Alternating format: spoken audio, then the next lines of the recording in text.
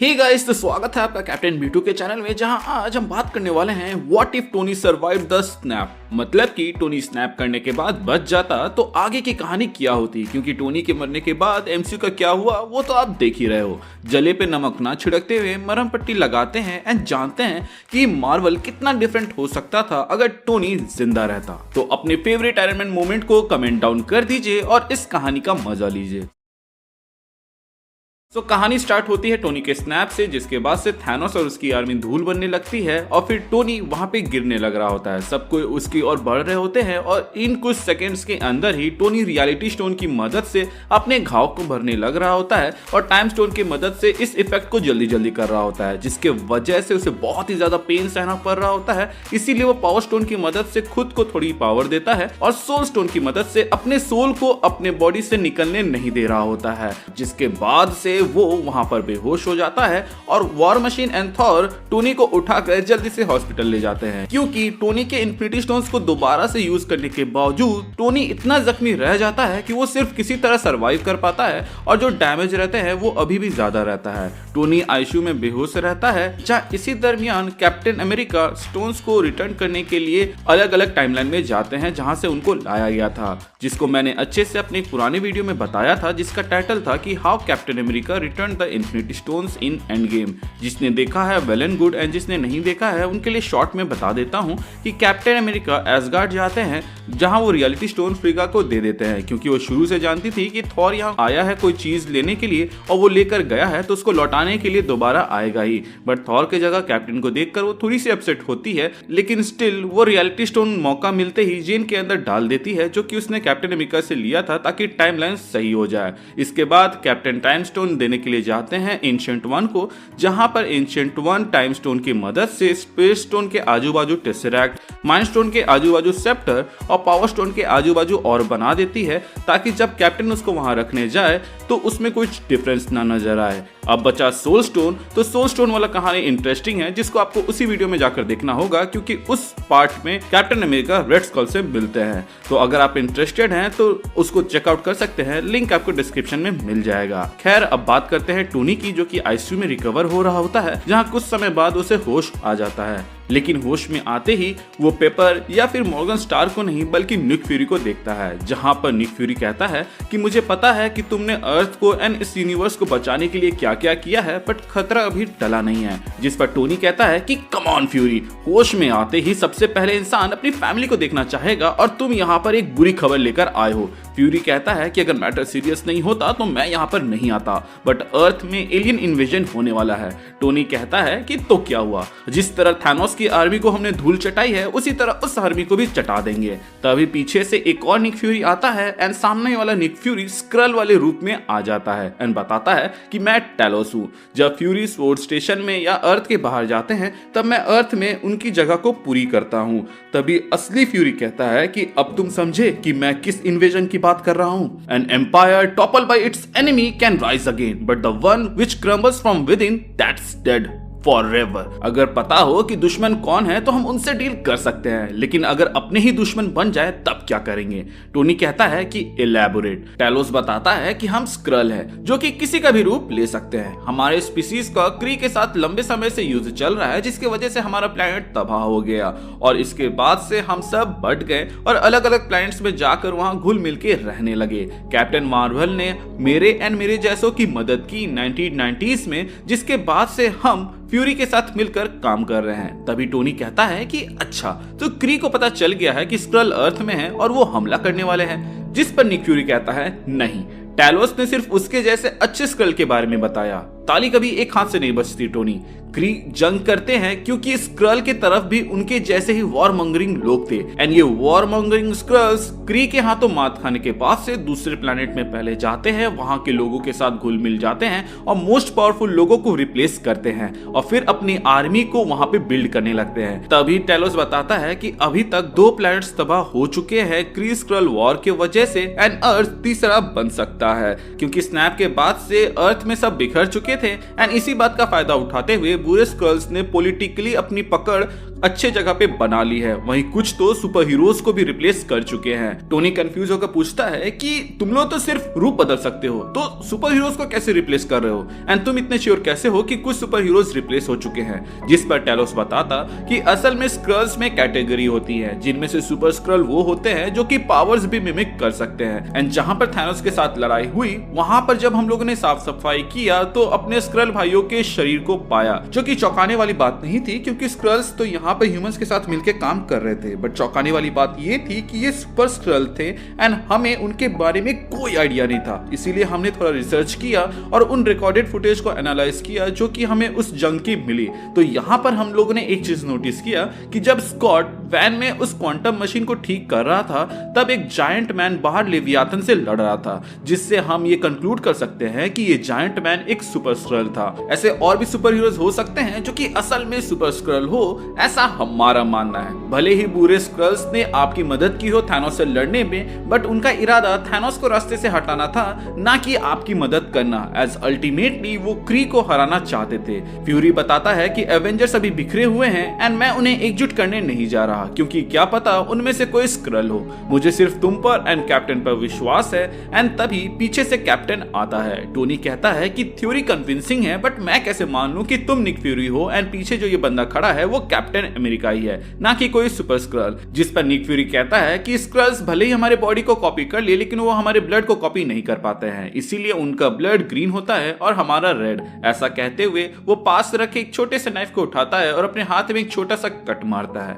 Tony red blood को देखकर captain की ओर देखता है, जहां पे कैप्टन कहता है कि मुझे तुम्हें सच पहले ही बता देना चाहिए था कि हॉवर्ड की डेथ के पीछे हाइड्रा कहां था, जिसमें बकी भी इन्वॉल्व था। मैं आज भी सोचता हूं कि काश मैंने तुम्हें ये बात पहले बता दिया होता तो एवेंजर्स कभी टूटती ही नहीं और थैनोस को हम पहली बार में ही हरा देते साथ मिलकर। टोनी कहता है कि कैप्टन, मैं अब पास्ट में नहीं जीना चाहता। उस गलती के लिए मैं माफ कर चुका हूं, क्योंकि शायद तक डैड भी यही करते, और इन सब के लिए हमारे पास टाइम नहीं है, प्लस दुनिया को भी बचाना है। तो फ्यूरी, प्लान क्या है? जिस पर फ्यूरी स्माइल करता एंड कहता कि तुम्हें मरना होगा। इसके बाद न्यूज आती कि टोनी स्टार्क, जो कि स्नैप के वजह से क्रिटिकल सिचुएशन में थे, वो अब नहीं रहे, और फिर उनका फ्यूनरल दिखता। स्टार्क दूर से ही अपने फ्यूनरल को देखता एंड कहता कि कभी सोचा नहीं था कि खुद के फ्यूनरल को देखना पड़ेगा। असली फ्यूरी कहता है कि मरे हुए इंसान को कोई रिप्लेस नहीं कर सकता, प्लस इसका एक और फायदा ये है कि हम लोग फ्रीली काम कर पाएंगे।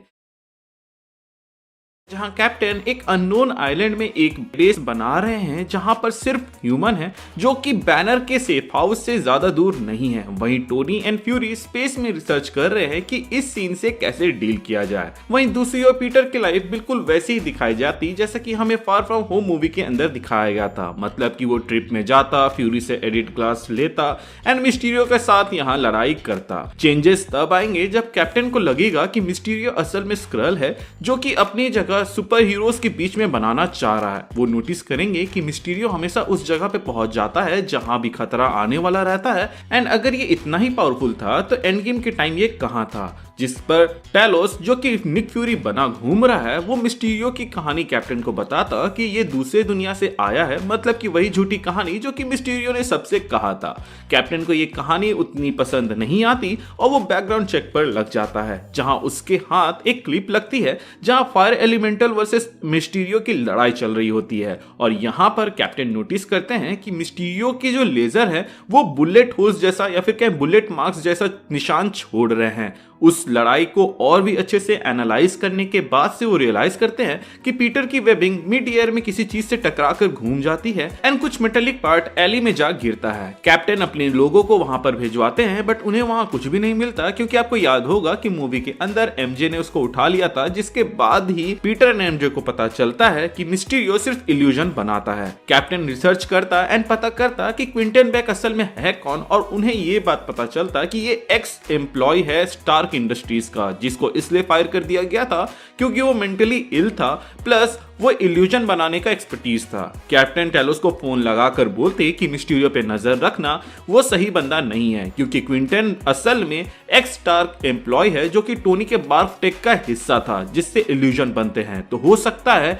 कि जितने भी हमने मॉन्स्टर्स देखे वो सब इल्यूजन है। टेलोस कहता कि कैप्टन, मैं उस जगह पे मौजूद था और मैं इतना श्योर हूं कि वो इल्यूजन तो नहीं थे क्योंकि उन मॉन्स्टर द्वारा किए जा रहे तबाही को मैंने अपनी आंखों से देखा है जो कि बिल्कुल रियल थे।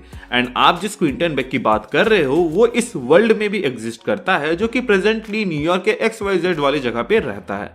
मैंने फुल बैकग्राउंड चेक कर रखा है, अगर आपको यकीन नहीं आता तो आप भी कर लो।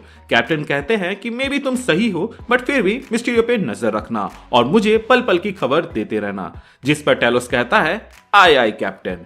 इसके बाद कैप्टन उस अपार्टमेंट में जाते हैं जहां पर क्विंटन बेक रहता है जिसके बारे में टेलोस ने बताया था। वहां वो क्विंटन बेक को देखते तो हैं बट वो एक चीज और नोटिस करते हैं कि ये सिर्फ एक इल्यूजन है, और जब कैप्टन उस इल्यूजन से बात करने की कोशिश करते हैं और उसके थ्रू अपना हाथ आर पार करते हैं तो वो ड्रोन उस इल्यूजन को हटाकर कैप्टन के ऊपर हमला करने लगता है। यहाँ पर ड्रोन वर्सेस कैप्टन की बिल्कुल वैसी ही लड़ाई होती है जैसे स्पाइडरमैन वर्सेस मिस्टीरियो का हुआ था, लेकिन एक छोटे स्केल में, क्योंकि यहाँ पे ज्यादा ड्रोन्स नहीं थे। यहाँ पर किसी तरह कैप्टन उन ड्रोन्स को ठिकाने लगाकर बाहर निकलते हैं, लेकिन वो काफी जख्मी रहते हैं, इसीलिए वो टोनी को कॉन्टैक्ट करते हैं और उसे पूरी बात बताते हैं। वहीं दूसरी ओर विलियम को यह बात पता चलती है कि क्विंटन के घर में जो ड्रोन्स लगे हुए थे वो तबाह हो चुके हैं, जिसके बारे में वो क्विंटन को बताने का सोचता है, बट फिर उसे याद आता है कि थोड़ी ही देर में क्विंटन अपना ग्रैंड फिनाले परफॉर्म करने वाला है लंदन ब्रिज के ऊपर, तो ऐसे समय में अगर ये खबर देगा तो हो सकता है कि क्विंटन इसकी जान ही ले ले, क्योंकि लास्ट टाइम जब एक ड्रोन का एक प्रोजेक्टर टूटा था तो क्विंटन ऑलमोस्ट सबकी जान लेने ही वाला था। एनीवेज पीटर की कहानी बिल्कुल मूवी के जैसे ही चल रही होती, सिर्फ अंतर ये होता कि इस बार पीटर की मदद करने के लिए वहां पे स्टेल्थ सूट मतलब कि गायब मोड में टोनी स्टार्क आते, जिसको मिस्टीरियो अपने ड्रोन से नोटिस कर लेता एंड लगातार हमले करने लगता क्योंकि उसे तो टोनी से खुन्नस थी ही। जब तक मिस्टीरियो वर्सेस आयरन मैन चल रहा होता, पीटर रिकवर करता और एक प्लान के तहत मिस्टीरियो के पास पहुंचता, जहां पर वो जाते ही कहता कि तुम्हारे असिस्टेंस के लिए थैंक यू फ्राइडे, लेकिन यहां से मैं देख लूंगा। मिस्टीरियो जो कि ये बात जानता था कि सामने आयरन मैन है, वो आयरन मैन को कहता कि खबरदार जो तुम यहां से गए, तुमने मुझसे मेरा सब कुछ छीना और मैं तुमसे सब कुछ छीन लूंगा। पीटर को लग रहा होता कि उस सूट के अंदर रोडी या आयरन मैन का कोई सेंट्री मोड होगा, क्योंकि होमकमिंग में भी ऐसे ही उसको बचाने के लिए सूट आ जाते थे, तो टोनी ने हो सकता है कि ऐसे सूट रखे होंगे जो कि पीटर की मदद के लिए टाइम टू टाइम आए, तो उसे लगता कि यहाँ पे मिस्टीरियो पागल हो गया है और वो उस पे हमला करता। मिस्टीरियो आधे ड्रोन को टोनी स्टार्क के पीछे भेज देता और अपने आधे ड्रोन से पीटर से लड़ने की कोशिश करता, लेकिन रिजल्टेंट वही होता जो कि मूवी में हुआ था, मतलब कि पीटर यहाँ पे बैग से चश्मा लेके सब कुछ रोक देता है। तभी वहां पे टोनी आ जाता है, जिसको देख के पीटर कहता है थैंक यू फ्राइडे मदद करने के लिए, कि तभी उससे टोनी निकलते हैं, कहते हैं कि तुमने काफी अच्छा काम किया, बट इन सब के लिए जिम्मेदार तुम ही हो। जब मैंने एडिट की जिम्मेदारी तुम्हें सौंपी थी तो तुमने एडिट किसी और को क्यों दी? पीटर बोलता कि क्या तुम कोई रिकॉर्डिंग हो या टोनी का कोई एआई?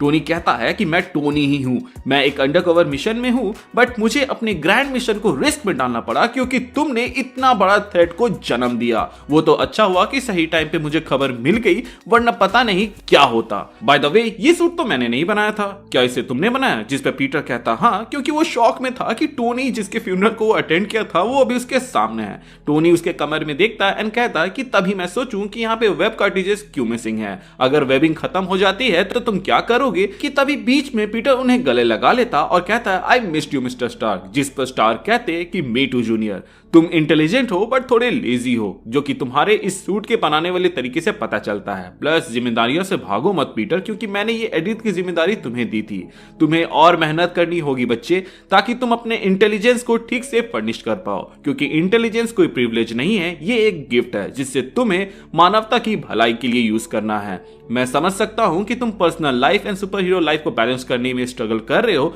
बट मुझे विश्वास है कि तुम बीच का रास्ता निकाल लोगे। अभी तुम एडिट के लिए रेडी नहीं हो, इसीलिए इसको तुम अभी यूज मत करना। पीटर पूछता है कि क्या हम दोबारा मिलेंगे, जिस पर टोनी कहता है कि जरूर मिलेंगे, बट तब तक मेरे बारे में किसी को मत बताना।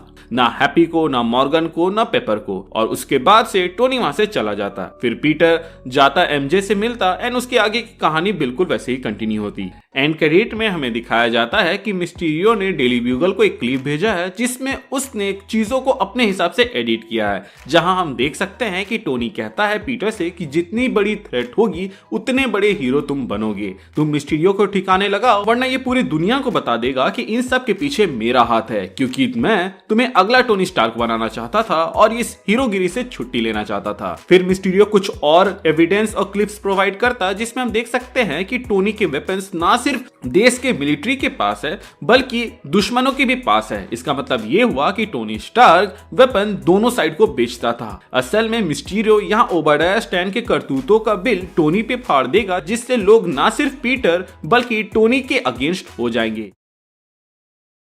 तो निक फ्यूरी जो स्वॉर्ड के स्पेस स्टेशन में थे वो अर्थ आते हैं एंड टोनी से कहते हैं कि टोनी क्या जरूरत थी तुम्हें मिस्टीरियो एंड स्पाइडी की लफड़े में पड़ने की। जिस पर टोनी कहता है कि कैप्टन ने कहा था कि मामला सीरियस है एंड मेरे स्पेस से अर्थ में आते आते मैंने देखा कि मिस्टीरियो मेरे ही एडिट ड्रोन्स को यूज करके तबाही मचा रहा है।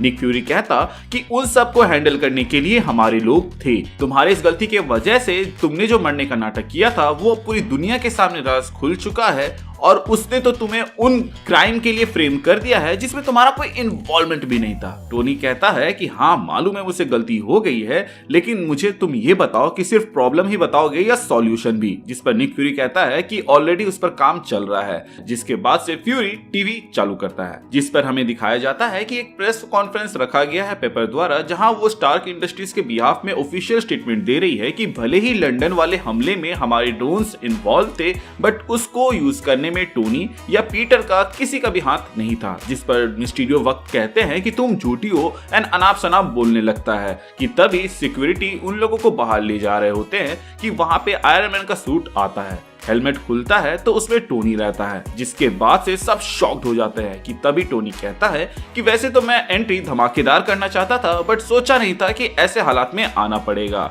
उसके बाद वो कहता है कि सबसे पहले तो मेरे ऊपर मिस्टीरियो द्वारा लगाए गए इल्जाम बेबुनियाद हैं, क्योंकि मेरी कंपनी सिर्फ आर्मीज के लिए वेपन्स बनाती थी एंड जो वेपन्स टेररिस्ट के पास मिले थे वो ओबाडिया स्टेन की वजह से मिले थे। मैंने अपना वेपन डिवीजन उसी दिन बंद कर दिया जिस दिन मैंने ये ऐलान किया था कि I am Iron man, because iron man कोई वेपन नहीं बल्कि मैं ही आयरन मैन हूँ। इसके बाद टोनी कहता है कि पीटर ने भले ही एडिट ड्रोन्स को शट डाउन करने का आदेश दिया था जिसका क्लिप पब्लिक किया गया बट उसको ऑन मिस्टीरियो ने किया था। फिलहाल मेरे पास कोई ठोस प्रूफ तो नहीं है क्योंकि उसने कोई सुराग नहीं छोड़ा है बट उससे एक गलती हो गई कि तभी एक रिपोर्टर पूछती है कि तुमने ये ड्रोन्स क्यों बनाए। जिस पर टोनी कहता है कि ये ड्रोन्स बनाए थे मैंने अर्थ के सेफ्टी के लिए, इन केस फ्यूचर में एलियन इन्वेजन न्यूयॉर्क के जैसे फिर कभी हो तो उसके लिए हम प्रिपेयर्ड रहे। अल्ट्रॉन प्रोग्राम में मैंने एआई डालने की गलती की थी जिसकी वजह से सुकोविया में एक एक्सीडेंट हुआ, इसीलिए मैं ऐसे ड्रोन्स बनाए जो कि ह्यूमन के कमांड पे ही काम करे।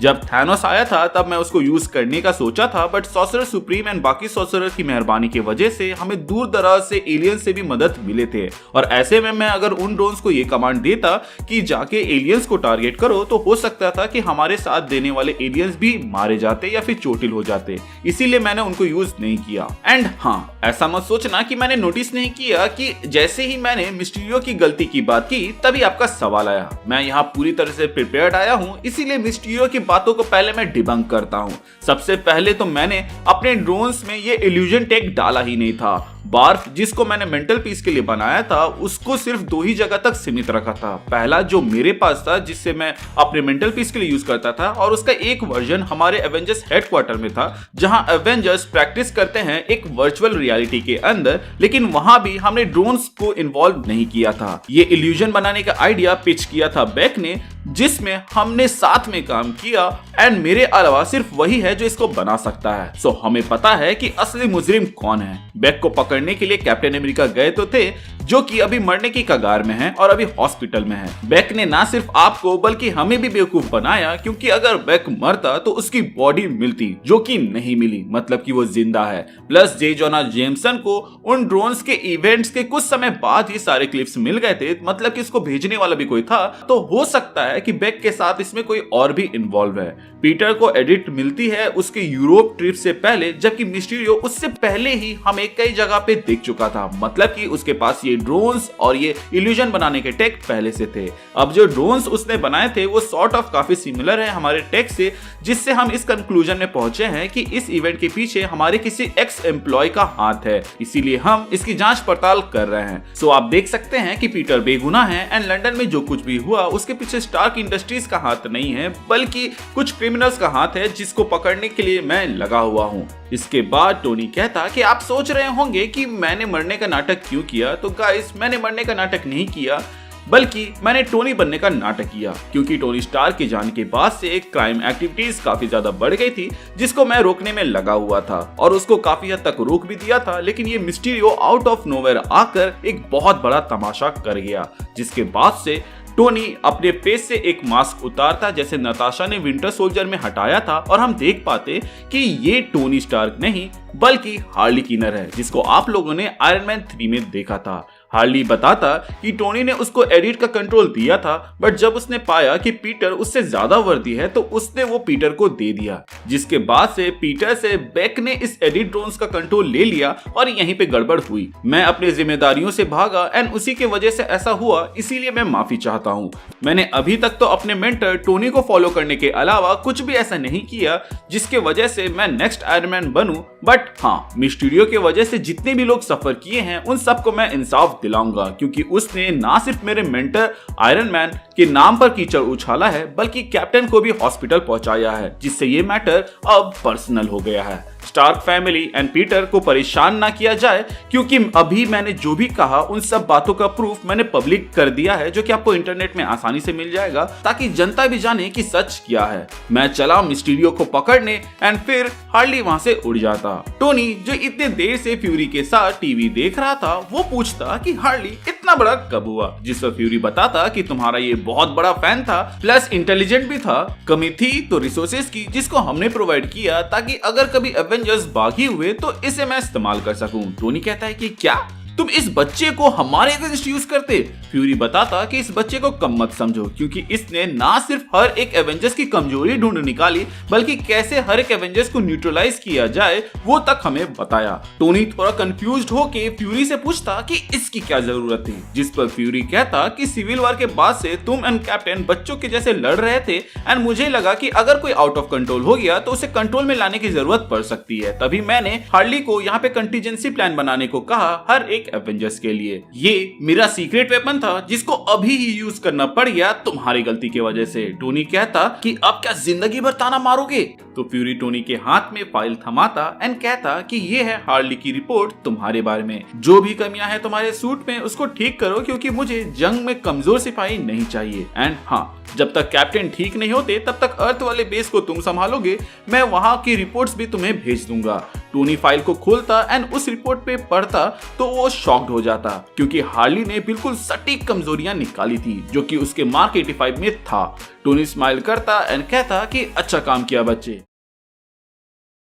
मिस्टीरियो भक्त अभी भी पीटर को दोषी मानते हैं, इसीलिए पीटर की कहानी नो वे होम में जैसी थी वैसे ही चलती। मतलब कि वो डॉक्टर स्ट्रेंज से मदद मांगता और सब गड़बड़ होती, जिसके बाद से सारे स्पाइडर मिलकर सारे विलन्स को बचाने में लग जाते। अंतर ये होता कि एडी जो कि अपने यूनिवर्स से हमारे यूनिवर्स में आता है, वो एक बीच से दूसरे बीच में नहीं आता, बल्कि वो उस जगह पर आ जाता जहाँ पे सीक्रेट इन्वेजन को रोकने के लिए नया बेस बनाया गया था। मतलब कि एडी के यूनिवर्स में जहाँ पर बीच है वहीं पे पीटर के यूनिवर्स में, मतलब कि हमारे इस यूनिवर्स में एक सीक्रेट बेस है। एडी को समझ नहीं आता कि वो कहां और कैसे आ गया और इसीलिए वो वेनम से पूछता है, जिस पर वेनम कहता है कि इसके बारे में उसे कोई आइडिया नहीं है और इसके पीछे उसका कोई हाथ नहीं। ये लोग वहां से निकलने की कोशिश करते, बट वो नोटिस करते कि किसी भी डोर से बाहर जाने के लिए उनको एक कार्ड लगेगा और इसीलिए एडी वेनम के मदद से किसी एक इंसान का कार्ड लेकर वहां से निकलने की कोशिश करता है, जिसके बाद से वो बाहर निकलने का रास्ता ढूंढ रहा होता है, जिस चक्कर में वो देखता है कि यहाँ पे कई सारे एक्सपेरिमेंट चल रहे हैं और कई सारे वेपन्स बन रहे हैं। इसी बीच जिस इंसान का कार्ड खोया हुआ रहता है वो रिपोर्ट करता है कि मेरा कार्ड मिसिंग है, जिस पर सिक्योरिटी वाले कहते हैं कि तुम्हारा कार्ड तो अभी भी वर्किंग में है और वो एक जगह से दूसरी जगह जा रहा है। जिस पर जिसका कार्ड था वो बंदा कहता पर मैं तो तुम्हारे सामने हूँ। जिसके बाद से वो सुपीरियर ट्रेस करता कि वो कार्ड की मूवमेंट कहाँ से कहाँ हो रही है और किसके थ्रू हो रही है, और तभी उसे यहाँ पे पता चलता कि ये एडी के पास है और उसके बाद से वो उसको पकड़ने के लिए कई सारे लोग भेज था। इतने सारे लोगों को देख एडी खुद को वेनम में बदल लेता और लड़ने लगता। वेनम को ऐसे लड़ते देख सिक्योरिटी हेड टोनी को इन्फॉर्म करता कि एक एलियन हमारे बेस में आ चुका है, जिसके बाद टोनी वहां सूट अप करके जाता और वेनम के साथ वहां पे लड़ने लगता। आयरन मैन के ब्लास्टर्स और यूनिबीम वहां पे कुछ काम नहीं कर रहे होते हैं, और क्योंकि ये एक बंद जगह पे लड़ाई हो रही है तो टोनी यहाँ पे फुल पोटेंशियल में भी लड़ नहीं पा रहा होता है, तो यहाँ पे उसे अपने सूट के स्ट्रेंथ के दम में लड़ना पड़ रहा था। इसी बीच एक टाइम ऐसा आता है जहाँ पे वेनम डोमिनेट करने लगता है कि तभी वहां पे टोनी सोनिक अटैक यूज करता है, जिसके बाद से वहां पे वेनम मजबूरी में एडी में बदल जाता है। जिसके बाद टोनी कहता है कि अच्छा तो तुम्हारी कमजोरी साउंड है, जिसके बाद से एडी आयरन मैन की ओर देखता और कहता कि तुम कौन हो, जिस पर टोनी अपना मास्क हटाता और कहता कि यहाँ सवाल मैं पूछूंगा, और हाँ दोबारा से ब्लैक हल्क टाइप बनने की कोशिश मत करना, वरना डीजे का साउंड इतना बढ़वाऊंगा कि दोबारा ब्लैक हल्क बनने लायक नहीं रहोगे। जिस पर एडी कहता है ब्लैक हल्क का क्या मतलब हुआ। टोनी थोड़ा सा शॉक होता और कहता कि क्या तुम हल्क को नहीं जानते, जिस पर एडी अपना सर ना में हिलाता और उसके बाद टोनी कहता कि हल्क के जैसे तुम्हारा जो साइज बढ़ जाता है और तुम जो ब्लैक में बन जाते हो उसके बारे में मैं बोल रहा हूँ। एडी कहता कि उसका नाम वेनम है। टोनी कहता है कि वेनम हो या फिनाइल मुझे क्या,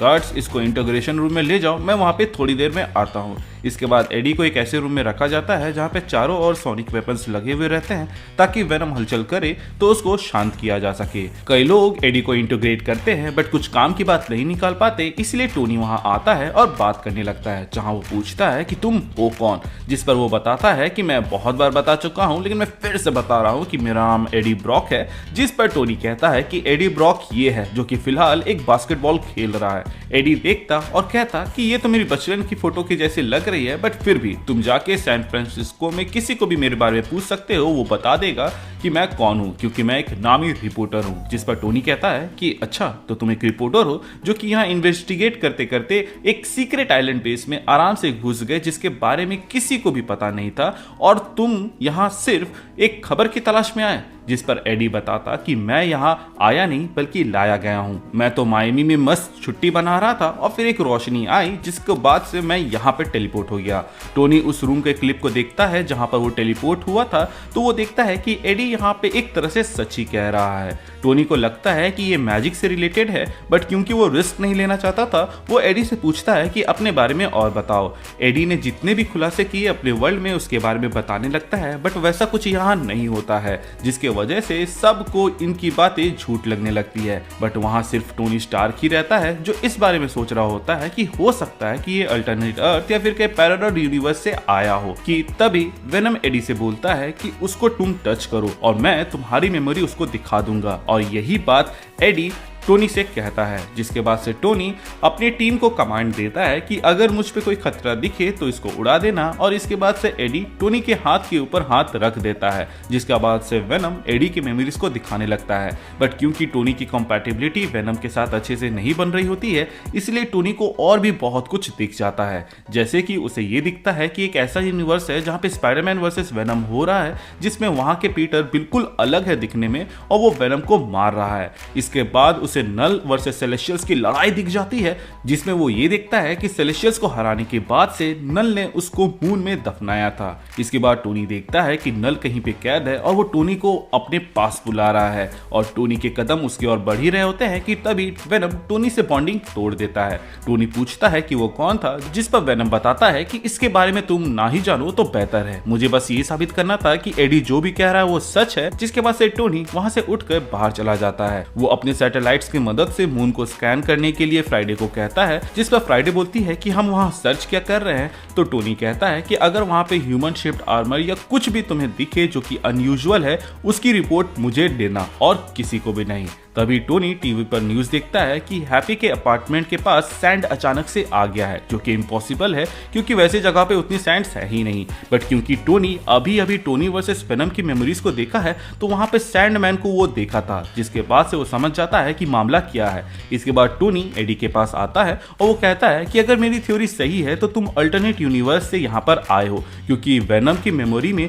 मैंने जो सैंड पावर वाले बंदे को देखा था उसको मैं यहाँ पे बाहर में तूफानी मचाते हुए देख रहा हूँ। एडी कहता है कि मैं किसी सैंड पावर वाले को नहीं मिला, जिस पर टोनी कहता है कि एडी तुम भले ही ना मिले हो बट वेनम मिला है। एंड उसने मुझे दूसरे वेनम की मेमोरी या फिर क्या इसके खुद की मेमोरी दिखाई है जिसमें वो स्पाइडरमैन से लड़ रहा था, बट वो हमारे वाले से अलग दिखता है। जिस पर एडी कहता है कि ये स्पाइडरमैन कौन है, जिस पर टोनी कहता है कि क्या तुम्हारे अर्थ में स्पाइडरमैन भी नहीं है, जिस पर एडी कहता है कि मुझे तो ऐसा कोई बंदा याद नहीं। इसके बाद टोनी कहता है कि खैर जो भी हो, फिलहाल तो वेनम और स्पाइडरमैन ही ऐसे की पॉइंट मुझे नजर आ रहे हैं जिसके वजह से तुम अपने यूनिवर्स से हमारे यूनिवर्स में आ गए हो। जिस पर वेनम कहता है कि मैं इसके पीछे नहीं हूँ, एंड हाँ, जो तुमने देखा वो इसलिए था क्योंकि हमारा जो माइंड है वो हाइव माइंड से कनेक्टेड है, जिसके अंदर सैकड़ों सिम्बायोट की मेमोरीज हैं जो कि मल्टीवर्स में फैले हुए हैं, और मैंने अगर उसका 1% भी तुम्हें दिखा दिया तो तुम्हारा ये छुटकू सा दिमाग कॉम्प्रीहेंड भी नहीं कर पाएगा, उल्टा सर फट जाएगा। तभी टोनी को एक मैसेज आता है जिसको देखने के बाद से टोनी अपने लेफ्ट पॉकेट से एक वैक्सीन निकालकर खुद को इंजेक्ट कर लेता है और वेनम की आंखों में देखते हुए कहता है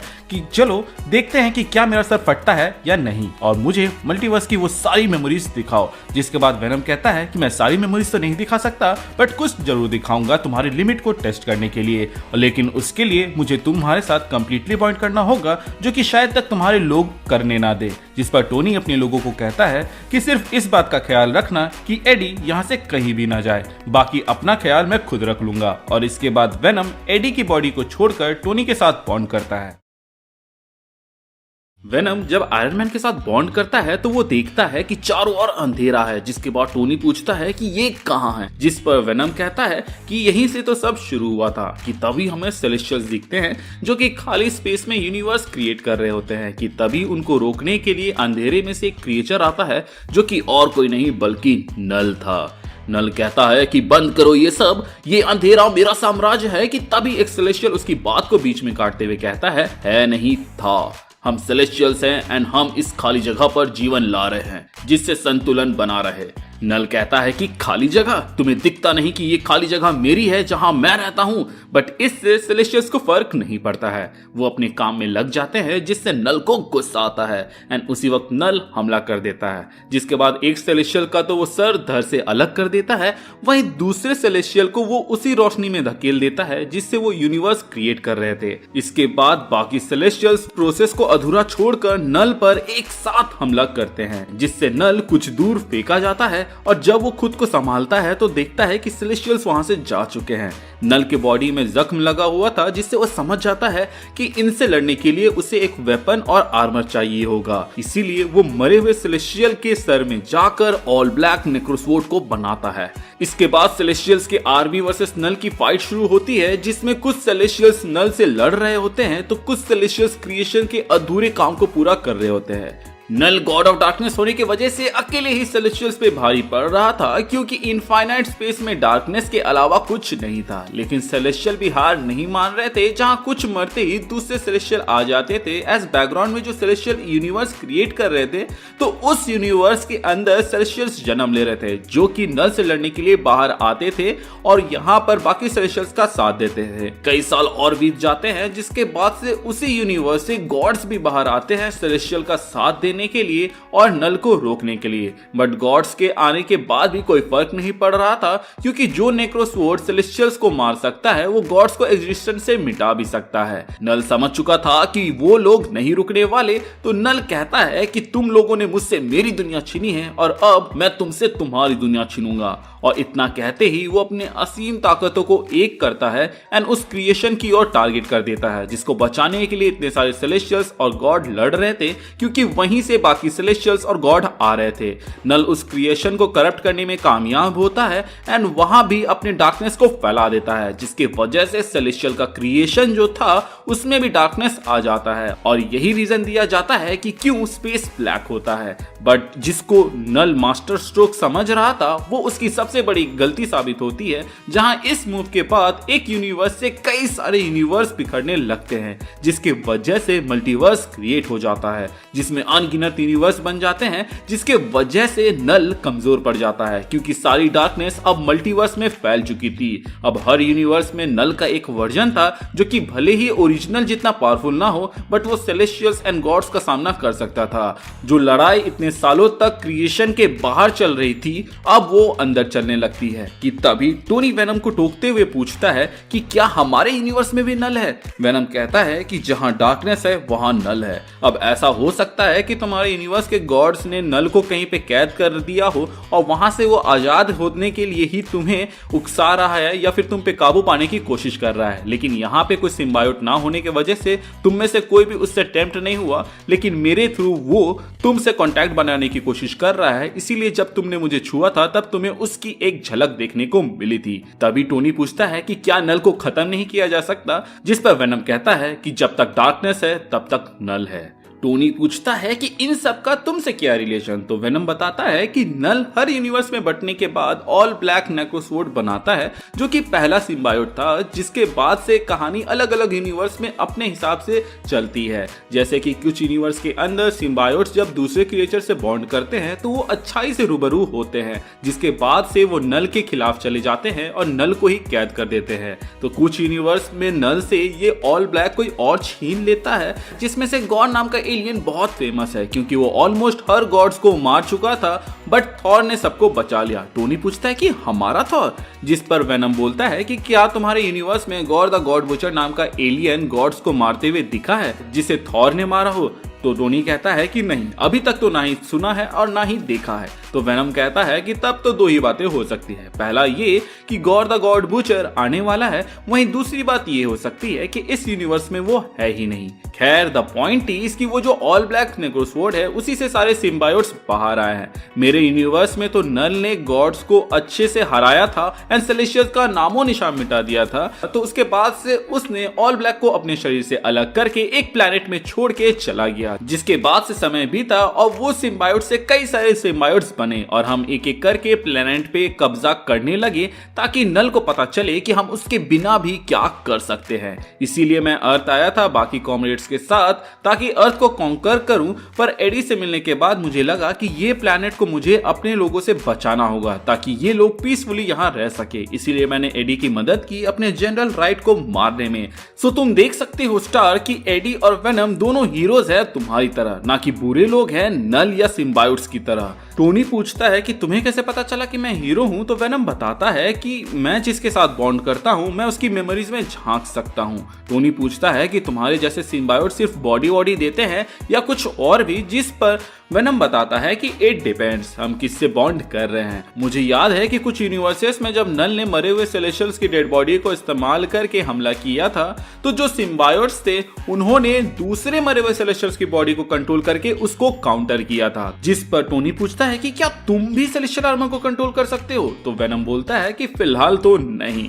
इसके बाद से टोनी पूछता है कि क्या तुम मुझे बता सकते हो कि स्क्रल्स को कैसे हराया जाए, जिस पर वेनम कहता है कि हमारी डील हुई थी कि तुम एडी को जाने दोगे जब मैं उसकी हर एक बात को सच साबित कर दूंगा। जिस पर टोनी कहता है कि मैं तुम्हें कैद नहीं कर रहा हूँ, असल में तुम्हारे पास मल्टीवर्स का नॉलेज है, उससे मुझे ये जानना है कि स्क्रल्स को कैसे रोका जाए, एंड मुझे पता है कि तुम मेरी मदद करोगे क्योंकि तुम भी मेरे जैसे एक हीरो हो।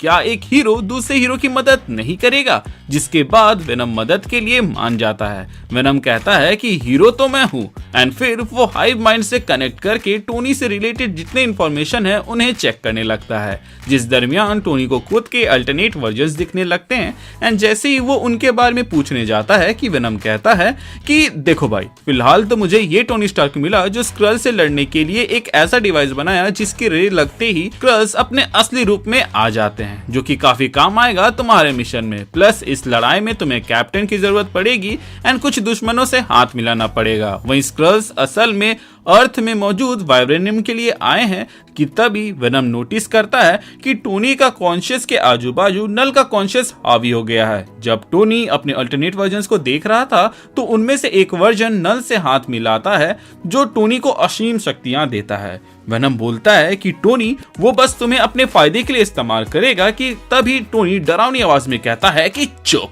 वेनम कहता है कि टोनी, मैंने नल की ओरिजिन तुम्हें इसीलिए बताई थी ताकि तुम समझो कि वो बुरा है एंड तुम्हें उससे हाथ नहीं मिलाना है।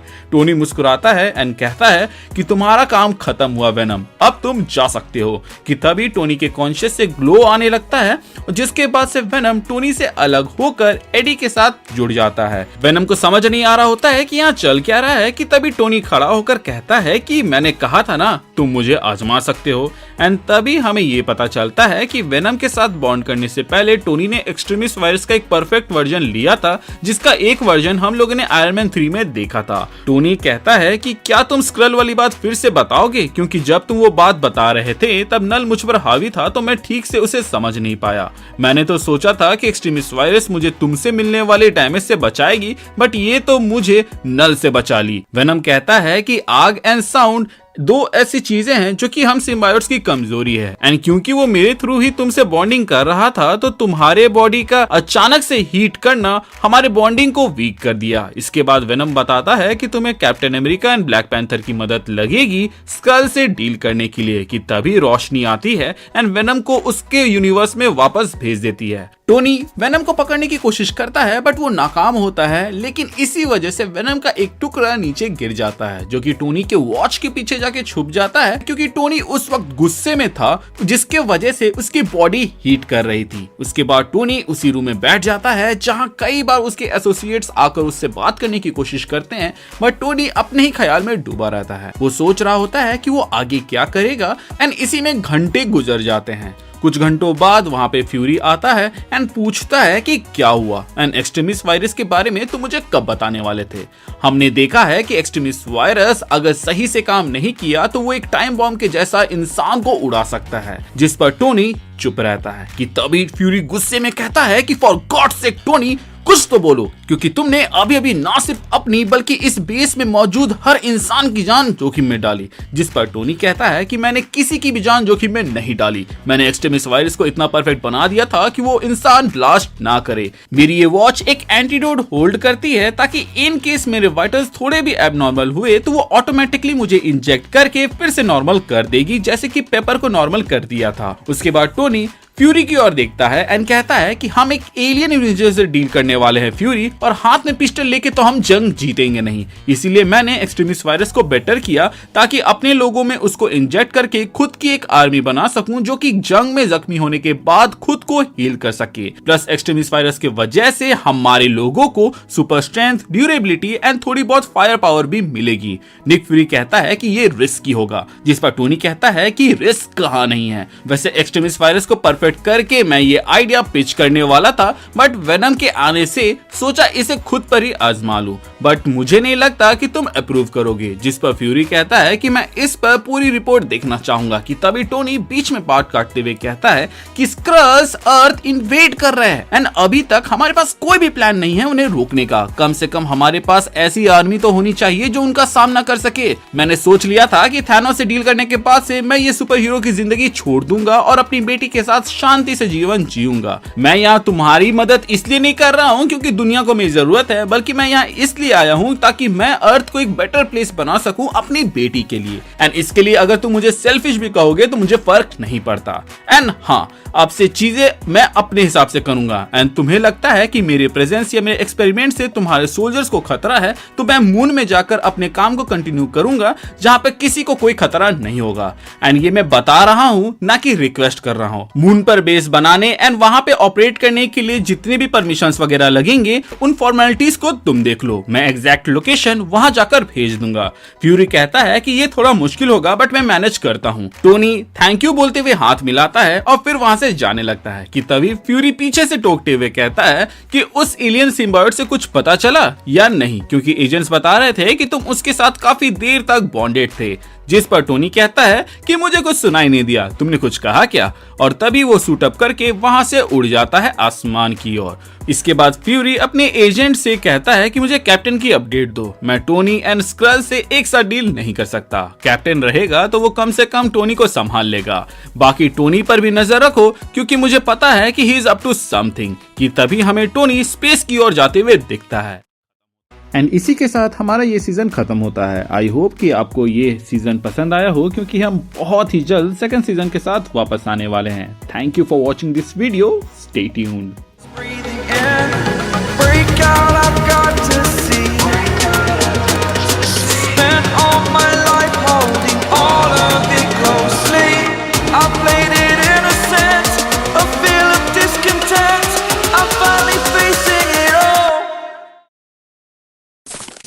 एक पिद्दी सा आइडिया है, देखें काम आता है कि नहीं। तो आज का पैकअप करने से पहले एक और ट्रायल मॉडल बना के देख लेते हैं। तो चलो इस बार एक उल्टी सी मोबियस पट्टी बना के देखो प्लीज। मुझे तुम्हारी मदद चाहिए टोनी।